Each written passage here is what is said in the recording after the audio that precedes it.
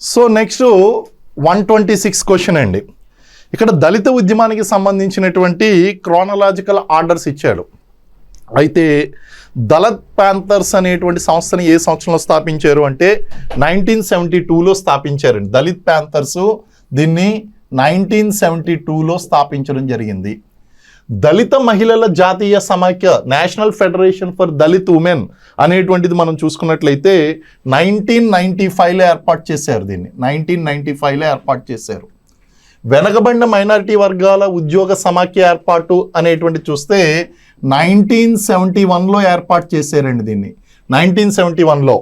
అలాగే భారతీయ బౌద్ధ మహాసభ అనేటువంటిది 1955లో ఏర్పాటు చేశారు. ఇప్పుడు దీన్ని క్రోనలాజికల్ ఆర్డర్లో పెట్టాలి. అంటే ఏంటండి 1955, ఆ తర్వాత 1971, ఆ తర్వాత 1972, ఆ తర్వాత 1995 రావాలి.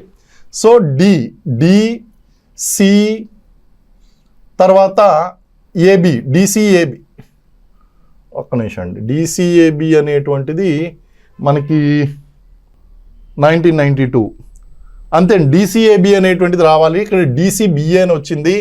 బహుశా ఇక్కడ చూడండి ఒక చిన్న ఇక్కడ డిఫరెన్స్ అనేటువంటిది వచ్చింది. డిసిఏబి అంటే 4 ఈజ్ ద ఆన్సర్. ఇక్కడ కొంచెం మిస్ మ్యాచ్ ఉన్నది.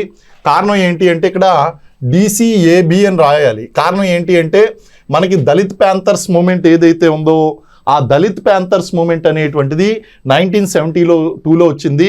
అలాగే ఈ దళిత మహిళల జాతీయ సమైక్య అనేటువంటిది 1995లో వచ్చింది.